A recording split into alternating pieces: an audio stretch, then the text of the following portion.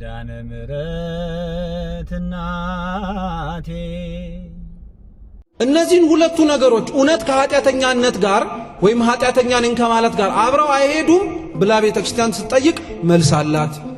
አንድ ሰው ኃጢአተኛ ነኝ ብሎ በማሰቡ ራሱን መገንባት አይችልም የሚል ቤተክርስቲያን ውስጥ አይደለም ያለን። ራሱን መገንባት የሚችል ሰው ለመገንባት ድክመቱን ማወቅ አለበት የለበት? ኃጢአተኛ ነኝ ማለት ድክመት አለብኝ፣ በሽታ አለብኝ፣ ጤናኛ ያልሆንኩበት ራሴን ገንብቼ የፈለኩበት ደረጃ እንዳልደርስ ያለሁበት የሆነ ደረጃ አለ ውድቀት ማለት ነው። ኃጢአተኛነቱን የሚያምን ሰው ራሱን ወደ ፈለገበት ደረጃ ለማድረስ በጣም ቀላል። በሽታውን የማያምን ሰው ግን ሐኪም ቤት የሚሄደው እንኳን ለመድኃኒት አይታዘዝም። ሁለተኛው እውነት ዓለም ውስጥ ስንኖር ራሳችንን እንደ ራሳችን መቀበል አለብን የለብንም? አንዳንድ ነገሮች እንደ ራሳችን የምንቀበላቸው ልንለውጠው ማንችለው ነገር አለ። ለምሳሌ ቁመታችሁን እንደወደዳችሁ እንደፈለጋችሁ የምትቀይሩት የምትቀንሱት ስላልሆነ ቁመትህን እንዳለው ትቀበለዋል፣ አክሴፕት ታደርገዋል። እጅህን፣ ቀለምህን፣ አይንህን፣ አፍንጫህን፣ ጆሮህን፣ ሁሉ ነገርህን ልንለውጠው የማይቻል ነገር ስለሆነ ትቀበለዋል። ኃጢአተኛነትን እንዴት ሰው እንደማይለውጠው ነገር አድርጎ ሊቀበለው ይችላል? እንዴ የፀጉር ቀለምህን አትለውጠውም እንኳን ቢባል እኮ አሁን እኮ ዓለም ደርሳበት የፀጉር ቀለም መቀየሪያ ኬሚካሎች መስራት ጀመረች። እንዴት ነው ሰው አይለወጥም የተባሉትን ነገር ለመለወጥ በሚያደርገው ልክ ልንለውጠው የምንችለውን ኃጢአት ግን አይ ችግር የለም ኃጢአተኛነት እንደሆነ ተለማምደነው ያለነው ነገር ነው ብሎ ሰው ሊቀበለው አይችልም? በፍጹም። ራሳችንንማ ከኃጢአተኛነት ማላቀቅ መቻል አለብን። ለዛ ነው ቅዱስ ባስልዮስ ምን ብሎ ይናገራል? ቅዱስ ሄሬኒዮስም ይሄንን ይደግፈዋል። ምን ብሎ ይናገራል? የእግዚአብሔር ክብሩ የሚኖር ሰው ማየት ነው ይላል። እስኪ የእግዚአብሔር ክብሩ በሉ። የሚኖር ሰው ማየት ነው። የሚኖር ሰው ማየት ማለት ኃጢአተኛነቱን አምኖ ተቀብሎ ምንም ልለውጠው አልችልም ከሚል ሰው ይልቅ ኃጢአተኛነቱን ተቀብሎት ለመለወጥ የሚጋደለውን ሰው ማየትን ለእግዚአብሔር ደስ ያሰኘዋል ማለት ነው። ምክንያቱም እግዚአብሔር የማንለውጠውን ነገር ለመለወጥ ከምናጠፋው ጉልበት ይልቅ መለወጥ የምንችለውን ነገር እስከ ደም ጥፍጣፊ ድረስ ብንታገለው በደንብ አድርጎ ያስደስተዋል። ኃጢአትን ባናሸንፋት እኮ ቢያንስ መጋደላችንን አይቶ እግዚአብሔር አምላክ ዋጋ ሊሰጠን እንደሚችል ታውቃላችሁ። እግዚአብሔር ብርቱ ተዋጊዎችን ይፈልጋል። ጦር አውድማ ላይ ሄደው ግን ብርቱ ባይዋጉ እንኳን ስለ ጦርነቱ ብለው ቆስለው የመጡትን የክብር ኒሻን እንደሚሸለሙት ሁሉ ቤተ ክርስቲያን ውስጥም ኃጢአትን እስከ ደም ጠብታ ድረስ ሰውነታቸው ላይ እስከሚጣቀር ጠባሳ ድረስ የሚጋደሉትንም ሰዎች እግዚአብሔር ይፈልጋቸው ዋጋ ሊሰጣቸው ይችላል ማለት ነው። ሰው ይሄንን ጠንቅቆ ስለ ኃጢአት ማወቅ አለበት። ጥሩ። ስለዚህ ሰው ስለ ኃጢአት ይሄን ያክል ቢያንስ በጥቂቱ ካወቀ መጽሐፍ ቅዱስ ላይ ያሉ ኃጢአተኞችን ስትመለከቷቸው አብዛኞቹ የሚያለቅሱ፣ አብዛኞቹ የሚያነቡ፣ አብዛኞቹ ስለ እግዚአብሔር ስለበደሉት በደል ስርየተ ኃጢአትን የሚለምኑ ናቸው። አንድ ሰው አሁን ዛሬ ስለ ኃጢአት እንደዚህ ቢያንስ ስለተማረና ስለመራርነቷ ስላወቀ ዛሬ ሲገባ እንደ ቅዱስ ዳዊት አራስኩ ምስካቤ ብሎ ተኝቶ አይ እኔም አልጋዬን በእንባ አራስኩት ላይል ይችላል። እየሰማችሁ ነው? አዎ ኃጢአት ሰልጥናበት ያለን ሰውነት ወደ ጽድቅ ሊወስደው የሚችለውን በር ሊከፈትበት የሚችሉት ነገሮች የተለያዩ ናቸው። ለአንዳንዶች ከኃጢአት ሕይወት ወደ ንስሐ ሕይወት የሚሄዱበት መንገድ በምንድን ነው ቢባል በመገለጥ ወይንም ደግሞ በሆነ ክስተት ነው። ለምሳሌ ቅድስት ማርያም ግብፃዊት የምትባል የቤተ ክርስቲያናችን ጻድቅ አለች። በረከቷ ለሁላችን ትድረሰን። ማርያም ግብፃዊት ዘማዊ ነበረች በቀደመ ሕይወቷ።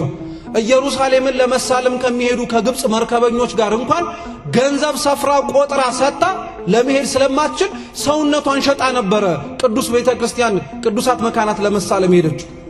ለመጽደቅ ብላ ኃጢአት እየሰራችን ሄደችው እንደማለት ነው። እግዚአብሔር ግን አልከለከላት። ሄደች፣ ኢየሩሳሌም ወረደች። ሰዎች ሁሉ ይሳለሙበት ወደ ነበረበት ወደ ቤተ መቅደሱ ተጠጋች። ሁሉም ወደ ቤተ መቅደሱ ሲገባ እሷ ግን ቤተ መቅደሱ ክፍት ሆኖ የሆነ ነገር ይከለክላት ነበር። ልገባ ስትል ይመልሳታል፣ ልገባ ስትል ይመልሳታል። አቤት የእግዚአብሔር ቸርነቱ! እውነት ክርስቲያኖች፣ ይሄ አቡነ ተክለ ሃይማኖት ደጅ ኃጢአተኞችን እንደዛ የሚከለክል ቢሆንስ?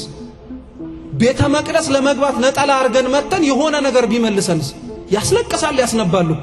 ማርያም ግብፃዊት አለቀሰች። ሰው የሚገባበት ቦታ እኔ እንዴት ልከለከል ቻልኩኝ አለች።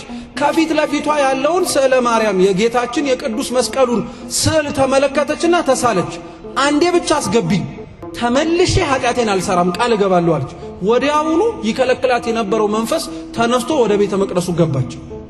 ይሄ አይደለም እልል የሚያስብለው በነገራችን ላይ ስሙ በደንብ።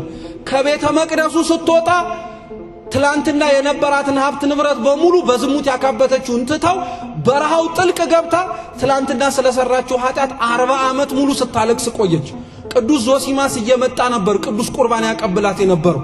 በመጨረሻም አናብስት ነው ቆፍረው የቀበሯት። አስባችሁታል? ከኃጢአተኛነት የጥልቅ ላይ ወጣ አናብስት ቆፍረው የሚቀርቧት ጻድቃን መተው የሚያቆርቧት እሷ ራሷ በስሟ የሚለምንላት ጻድቅ ሆነች። በህይወታችን እንደዚህ አይነት ክስተቶች አሉ ከኃጢአት የሚያላቅቀን። ልክ መግባት እየፈለግን ያልገባንባቸው እንዲሆኑልን እየፈለግን ያልሆንልን ብዙ ነገር እኮ ስለ ኃጢአታችን እንደሆነ ታውቃላችሁ። ሰው ስለዚህ ክስተት ሊለውጠው ይችላል ማለት ነው። አንድ ሁለተኛው ሰው ምን ሊለውጠው ይችላል? ትልቅ ውድቀት በቃ በህይወቱ ላይ አግኝቶ የነበረ አጥቶ ወደ ቤተ ክርስቲያን ገብቶ የቀረሰው አጣው አለ። በጣም ብዙ ሰው በቃ በጣም ባለጸጋ ነው የተባለ በአንጻሩም በጣም ደግሞ ምንም የለውም የሚባል ሰው አንዴ ቤተ ክርስቲያን ገብቶ ባለጸጋ የሆነ ወይም ባለጸጋነቱን አጥቶ ምንም የሌለው ድሃ ሆኖ ቤተ ክርስቲያን ገብቶ ይቀራል። የሆነ ህይወታቸው ላይ ያለ ውድቀት የሆነ ህይወታቸው ላይ የገጠማቸው ነገር ወደ ቤተ ክርስቲያን አስገባቸዋል። ለምሳሌ ሐዘን፣ ብዙ ሰው በሐዘን ምክንያት የገባል። ምሳሌ ልንናገር ከተባለ አሁን በዘመናችን እንኳን የተፈጸመ ብፁዕ አቡነ ይስሐቅ ይባላሉ። የወላይታ ሶዶ ሀገረ ስብከት ሊቀ ጳጳስ ናቸው። በረከታቸው ትድረሰን። እኚህ አባት የሆነ ምእመን በሀገረ ስብከታቸው ላይ ያርፋል እና ሄደው ለቅሶ ቤት ለማጽናናት ብዙ ሰው ሲጠራ እሳቸውም እንደ ሐዘንተኛ ሄደው ሊቀመጡ ቁጭ ብለው ይሰማሉ። እየሰማችሁ እሳቸው ቆመው እሳቸው ከተቀመጡ በኋላ በጊዜው የነበሩት ሰዎች መቼም የተከበሩ ካህናት አባቶች እያሉ እኛ ዝቅ ያልነው ልናስተምር አይገባም እርሶ ያስተምሩ ተባሉ። ብፁዕ አባታችን ተነስተው ማስተማር ጀመሩ። ልክ ሲያስተምሩ ትምህርታቸውን ከጨረሱ በኋላ ትምህርታቸውን ይከታተል የነበረ አንድ ሰው መጥቶ እኔ በእምነቴ ሌላ እምነት ነው ያለኝ፣ ነገር ግን እሱ ያስተማሩትን ትምህርት ከዚህ በፊት ሰምቼው አላውቅም ሲሰበክም ጭምር፣ እባክዎትን አባቴ እኔንም ይውሰዱኝ እኔም ከፍቼ የማስመልካቸውን ሰዎች ላምጣሎትና ያጥምቁና ክርስቲያን ያርጉን አሉ። የአንድ ሰው የለቅሶ ቤት ስብከት ይሄን ያክል ሰው ከኃጢአቱ እንዲመለስ አድርጎታል ማለት ነው። ሰው የሆነ ነገር ህይወቱ ላይ በቃ ያልጠበቀው ነገር ክስተት ሲመጣ ከኃጢአቱ ሊለይ እንዲችል ምክንያት ሊሆነው ይችላል። ሶስተኛው የዓለም መውደቅ።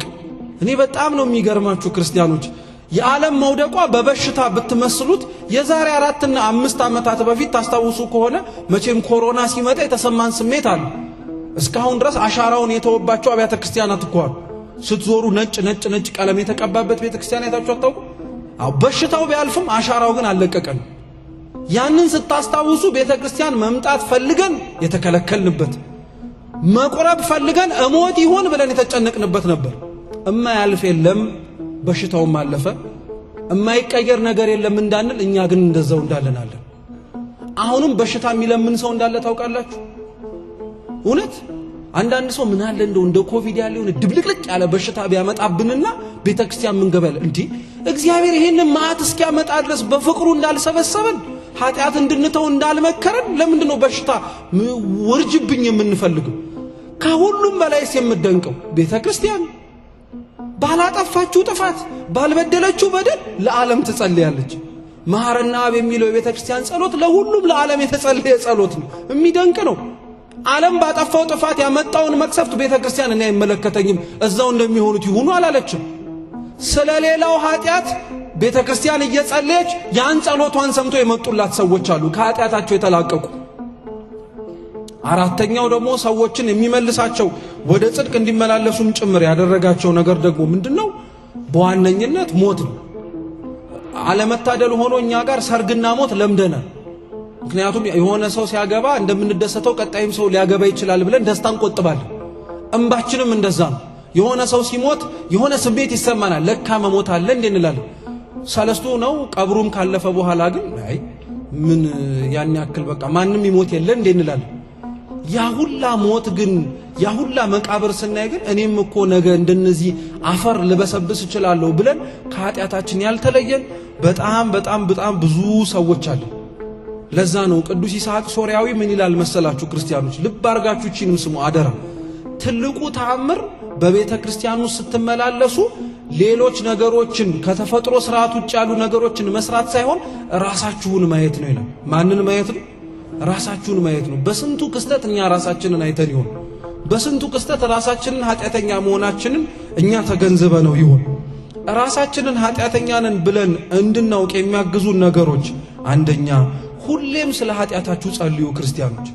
ኃጢአታችንን ማየት እንድንችል እግዚአብሔር እንዲረዳን እንጸልይ። በደላችንን እንድናይ፣ በደላችንን ካወቅን ኃጢአታችንን ካወቅን ስለሌላውም ኃጢአት ምንም የሚያገባን ነገር የለም ብለን እንተዋለን።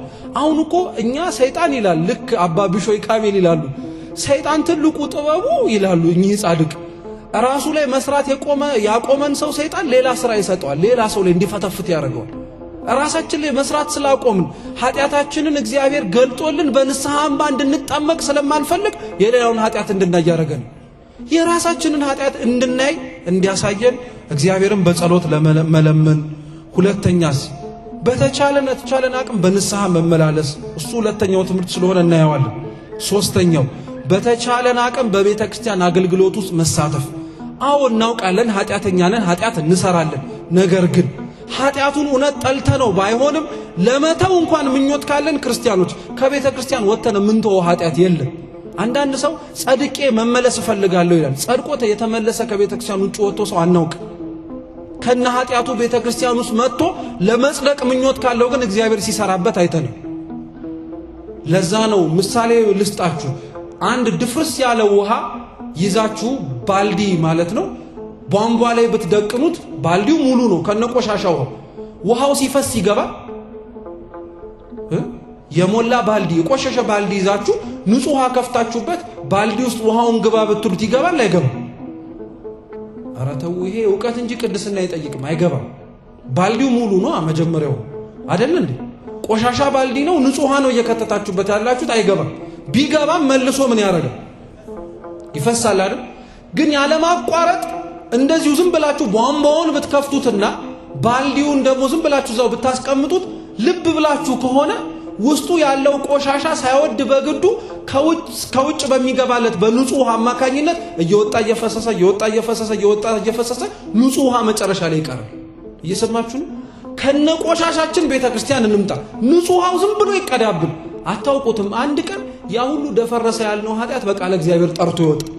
ንጹህ ውሃ ከማሽተን መሄድ እንችላለን ማለት ነው። የመጨረሻው ቢያንስ በተቻለን አቅምም ቤተክርስቲያን ውስጥ ስንመላለስ ራሳችንን እንደ ኃጢአተኛ እንድናውቅ፣ ራሳችንን በኃጢአተኛነታችን ለይተን ወደ ንስሐ እንድንመራ የምንፈልግ ሰዎች ካለን ደግሞ በተቻለን አቅም ራሳችንን ንጹሃን አድርገን አናስብ። ዙሪያችን ላይ ለሚሆኑ ነገሮች በሙሉ በደንብ አድርገን ትኩረት እንስጥ። የዮናስ መናወጥ በነበረበት መርከብ ውስጥ ብዙ ሰዎችን ቀስቅሷል። ለዛ እኮ ነው ባለፉት ዓመታት ላይ ቤተክርስቲያን ላይ ችግር ሲመጣ ዮናስን ያሰበ አምላክ እኛንም ያስበን ብለናል። ጥቁር ለብሰን የተቀመጥነው የነበረው አሁን ያም ጊዜ ያለፈና ረሳ ነው። እኛ ግን ላወቀበት ሰው የሆነ ቀውስ ሲመጣ የሆነ ችግር ሲመጣ ራሱን ማያ ንጹህ እንዳልሆነ መመልከቻ አድርጎ እያሰበ በጽድቅ ለመመላለስ ይረዳዋል ማለት ነው። ለመጽደቅ የአሁኑን ጊዜ የመሰለ የሚመች ጊዜ የለም። ምንም የሚመች ጊዜ የለም። እመኑ። አንዳንድ ሰው ከኃጢአቱ መላቀቅ ሲከብደው በደጋጎቹ በእነንትና ዘመን መኖር ነበር ይላል። እንዳይመስላችሁ የነቢያትን ዘመን የምንናፍቅበት ዘመን ላይ አይደለንም ያለነው። ቅዳሴያችን ላይ ካህኑ ሲል አልሰማችሁትም? ብዙ ነቢያት ጻድቃን እናንተ የምታዩትን ያዩ ዘንድ ተመኙ ግን አላዩም እኮ ነው የተባለው።